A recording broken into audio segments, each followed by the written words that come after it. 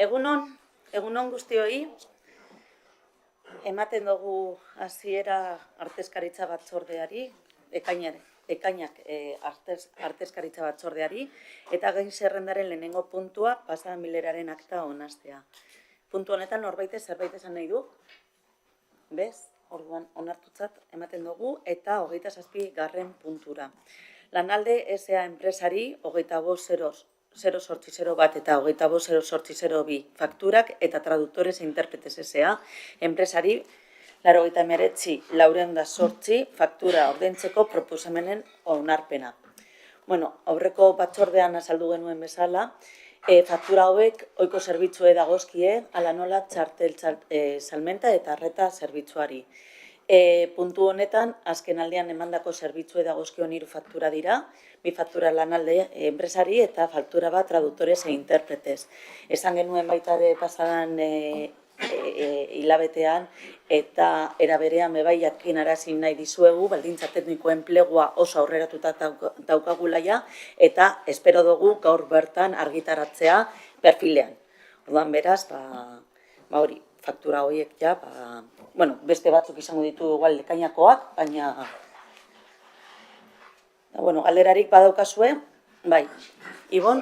Galdera eta eskariak, batetik esaten duzu galdera eta eskariak, batetik esaten duzu 3 faktura dozela, baina nik 2 ikusitut. Begiratuko dugu ondo, baina nire 3 dira. Nik dauka bat hemen. Interpretes ez dira igual sartu, deialdian? Begiratuko dugu, markatu. Hemen dago lanaldeko faktura bat, maiatzari dagokiona nolabait izateko. Aberria. Dokumentazioan ikusten baldin baduzue barkatu hitzartzea zuzenean egokiru hitz emateizue. Vale. Estamos demasiados en marcha. Esaten nuen moduan, iralean bidalitako deialdian, 27 karpeta 2 daude, 2 dira konprimituak. Eta fra lanalde 25.08.02 zabaltzen baldin baduzue, hor daude 6 dokumentu, eta efektibamente hor daude 2 fakturak, bale? Dago RCA, txostena, fiskalizazio txostena, proposamena, eta gero lanalderen 0.08.01 eta 0.08.02 faktura. Erratu nazidu dira. Eta gero dago tizarena beste karpetan. Erratu nazidu dira. Hala ere, gure eskaria, gure bozka ezetz izango da. Baina ezetza ez da izango aurreko batzordean ezetzaren arrazoiak mantentzen ditugu, baina arrazoi garrantzituago badago gure ustez. Argi dago txarteldegia egon badagoela Musike Barrin, eta argi dago Musike Barrin eta Romo Kulturretxean jende hartatu inbar dela. Beraz, enpresa pribatuen bitartez egiten diren lan hauek langile publikoak egin behar dute. Hori da ezetzaren arrazoia. Are gehiago ikusten dugunean, Getxo Kulturak ze dirua ordaintzen duen orduko. Iruditzen zaigu lotxagarria. Erabat lotxagarria. Eta bai Musike Barrin eta bai Romo Kulturretxean langile publikoekiko sortzen diren desberdintasunak nabariak dira, oso nabariak. Eta batzutan badoz langile publikoak antzeko funtziokoak egiten dituztenak. Orduan, gure ustez, kontratu hauek ez daukate inolako arrazoirik. Orduan, gure eskaria da, ateratzeko dauzkazuen pliegoiek ez ateratzea, eta atera behar duzuena da, langile publikoa kontratatzeko deialdi bat. Osea, 5.000 euro ordaintzen diogu enpresa bati, Romon Kulturretxean arreta emateagatik, eta ordaintzen diogu orduko 16,35 euro. 16,35 euro orduko. Zuetariko inork ez du kobratzen 16,35 euro orduko. Eta Getxo Kulturretxeko langileek ere ez dute kobratzen 16,35 euro orduko. Eta orduan zergaitik jartzen dugu enpresa pribatu batuen bitartez langile batzuk prekarizatuak, udal langile batzuek edo Getxo Kirolako langile finkoak egin behar dituzten lan batzuk egitera. Hori da arrazoi nagusia. Orduan, eskatzen duguna da, aterako duzuen kontratu hori ez ateratzea, eta abian jartzea, beharrezko langilea kontratatzeko lan horiek egiteko. Zezke, bestela, ez dauka inolako justifikaziorik. Romo kulturretzean batzutan, orain ezin du ziurtatu, baina duela urtebete ematen zan, egoera zan, atean zeuden bi pertsona eta bat bazan kulturretxeko langilea eta beste bazan enpresa bateko langilea. Batek obratzen zuen, ez dakit, asmatuko du, 2000 eta besteak 900. Eta erakunde publiko batek ezin ditu egoera horiek sortu.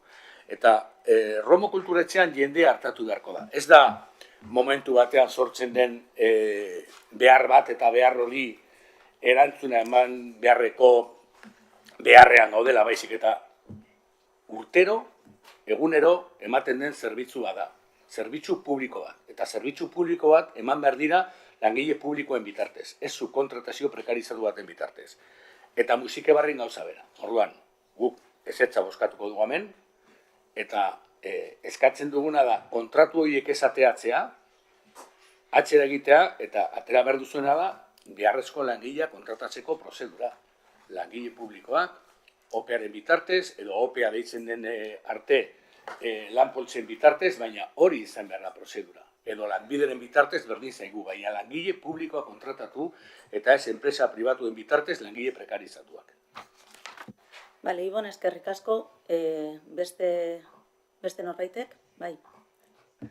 Sí, yo es que quería preguntar, aquí en los contratos se dice que queda desierto el contrato, se volvió a licitar el 21 de noviembre y en esta última licitación se detectó un error. ¿A qué error? Bueno, es en los dos. ¿A qué error hace referencia? El error que se identificó fue que en la licitación no constaba que en la atención al público de RKE se vendieran entradas. Y como ha indicado previamente otro miembro del Consejo Rector, la población del ámbito territorial de Romo y Las Arenas acude normalmente a RKE, que es donde se venden las entradas. Entonces, al detectar que existía esa ausencia, digamos, porque no constaba en los pliegos, fue por lo que se paró. Es decir, si hubiésemos seguido adelante, no hubiésemos vendido entradas en RKE, algo que sabemos de sobra que presta mucho servicio a la ciudadanía. Bale, beste norbaitek? Ez. Bueno, Ibon, zuen eskaera jasotzen dugu. Ez ditut pleguak zehatz-mehatz ezagutzen, baina badakit denbora daramagula lanean, eta hori, kontratua lantzen ari garela orain dela denbora, eta guretzako antolaketa eta ordutegi kontua direla, eta ikusten dugu plegu hauek egokienak direla holan ateratzea, baina zuen iritzia jasotzen dugu, eta eskartzen dugula, baina jarraituko dugu pleguekin.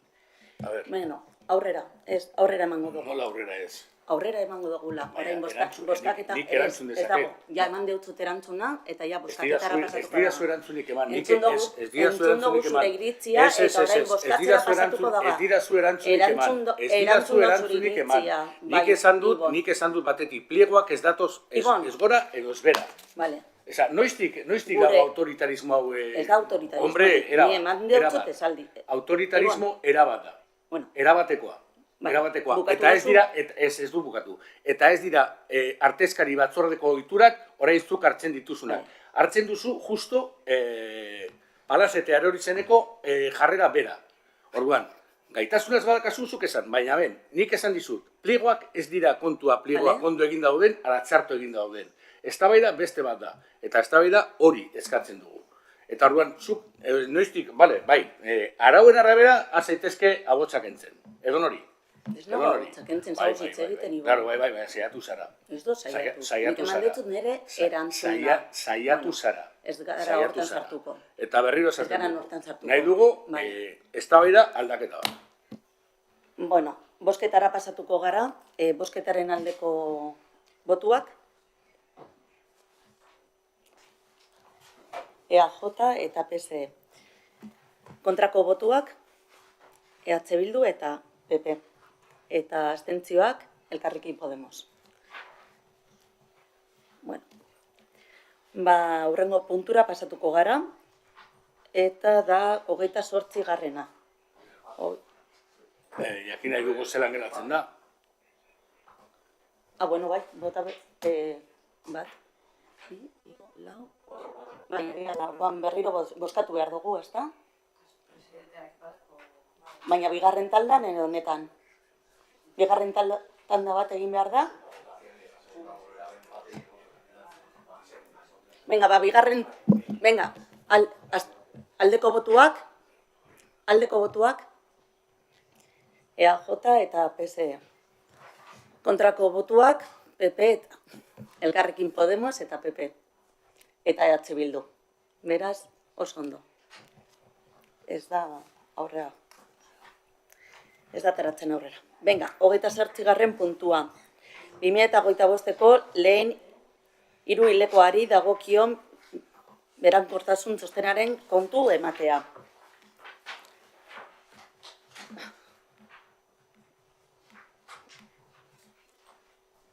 A ver, ¿dónde toca? Vale, dación de cuenta del informe de morosidad. Bueno, habéis recibido el sostén. En este punto se da cuenta del informe elaborado por la Tesorería sobre el cumplimiento de los plazos legales de pago a proveedores correspondientes al primer trimestre del 2025. Los datos son positivos y reflejan una gestión eficiente del 99,58% de los pagos realizados durante el periodo que se han efectuado dentro del plazo legal de 30 días. Además, el 99,79% de las facturas aunadas en plazo habían sido previamente aprobadas dentro de ese mismo límite de 30 días desde su registro, lo que facilita una tramitación más ágil. El periodo medio de pago para Getxo Cultura durante el primer trimestre se ha situado en el 16,39 días de media, con un notable descenso progresivo. Y, 7,60 días en enero, 2,89 días en febrero y 2,89 en marzo. El cómputo global del periodo medio de pago trimestral es de 8,96 días, muy por debajo del máximo legal de 30 días establecido por la normativa de lucha contra la morosidad. Y pues en definitiva los indicadores ponen de manifiesto una correcta planificación y control de la gestión de pagos a proveedores, cumpliendo con los requisitos de estabilidad presupuestaria y sostenibilidad financiera. Galderarik, beste puntura. 29. puntua, Lehendakari Andrearen informazioa. 29.1, programazio datuak. Maiatzean zehar, kultura programazio zabal eskaini da udalerrian, antzerkia, musika, sinema, aurrekintzak eta kale ikuskizunak. Nabarmendu daitezke, La Revoltosa Zarzuela eta musika para Hitler antzeslana. Eta Getxo Eszena kalean zirkoko emanaldiak, ikuskizun askok jendetzan handia bildu dute eta ikus-entzuleen erantzuna oso positiboa izan da. Galderarik? Aurrera, Xabi. Sí, buenos días. Me he fijado que en los eventos que se hacen en la calle sin entrada no hay un número concreto de asistencia, lo cual es lógico, pero ¿no se podría poner una cifra aproximada de la gente que acude a verlo? Podemos hacerlo y lo haremos. Es cierto que efectivamente la diferencia será que en lo otro no es una percepción, sino es un dato, y en este caso pues tal vez reflejaremos, de hecho nosotros en la evaluación interna recogemos una estimación, pero efectivamente para que quede claro, igual reflejaremos que es una estimación, no un dato, no hacemos el conteo exacto en la calle.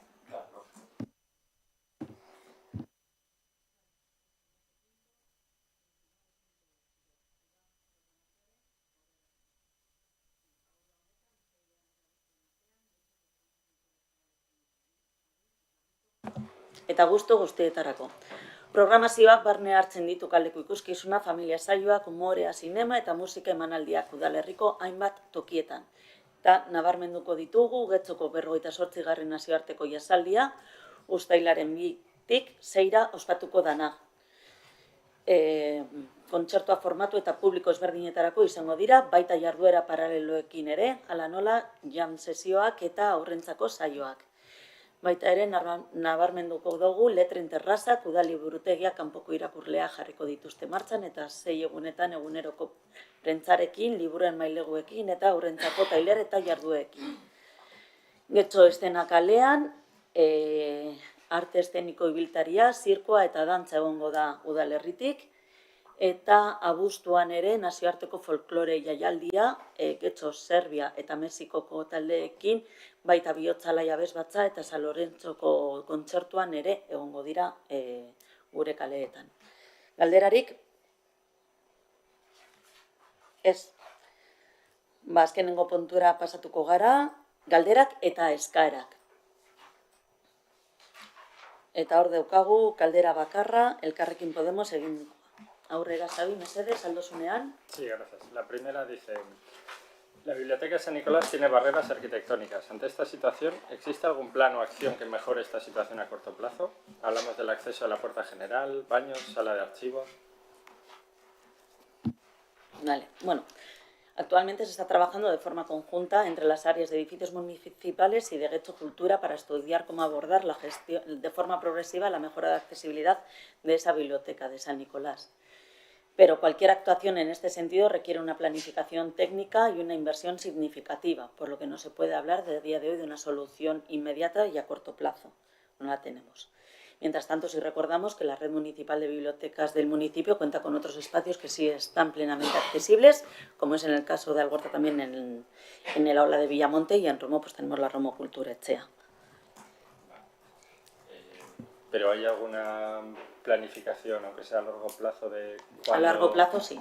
¿De cuándo, cómo hacer No, esta cuándo no. inversión? A largo plazo tenemos una planificación de cómo dar accesibilidad a esa biblioteca. Vale. ¿Largo plazo hablamos de esta legislatura o...? No te sé decir. Vale. Siguiente pregunta.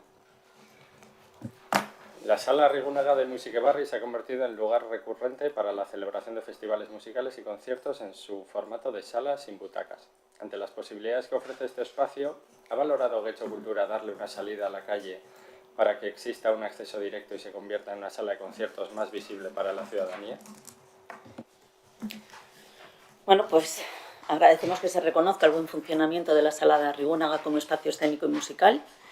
Es cierto que en los últimos meses ha adquirido un papel destacado en la programación cultural del municipio, pero bueno, en cuanto a la posibilidad de dotarla una accesibilidad, una salida directa a la calle, debemos señalar que cuenta con accesos adecuados y seguros según la normativa vigente y no se ha detectado ninguna necesidad técnica que justifique una nueva intervención o una nueva apertura estructural. De hecho, tal y como se encuentra configurado y tal como se encuentra ubicada en la planta inferior del centro, cualquier intervención de este tipo implicaría una reconfiguración de todo el edificio. Entonces no vemos la necesidad de hacer ese acceso. Vale, sobre el agradecimiento por el buen funcionamiento, la pregunta yo lo que digo es que se ha convertido en un lugar recurrente, no que esté alabando el buen funcionamiento. De hecho, la pregunta va dirigida porque el funcionamiento, partiendo del diseño del edificio, podría ser mejor. Es cierto que, lógicamente, tiene un acceso en base a la normativa de entrada y salida, pero también es cierto que para entrar a un concierto en el que vas a estar de pie, o sea, el formato clásico de concierto de pie, tienes que entrar por arriba, recorrer los pasillos, bajar por las escaleras o el ascensor hasta la planta de abajo. No hay ningún pasillo que recorrer, pero bueno. Tienes que entrar por el vestidor, bajar hasta abajo y luego hasta el fondo, a la sala de conciertos.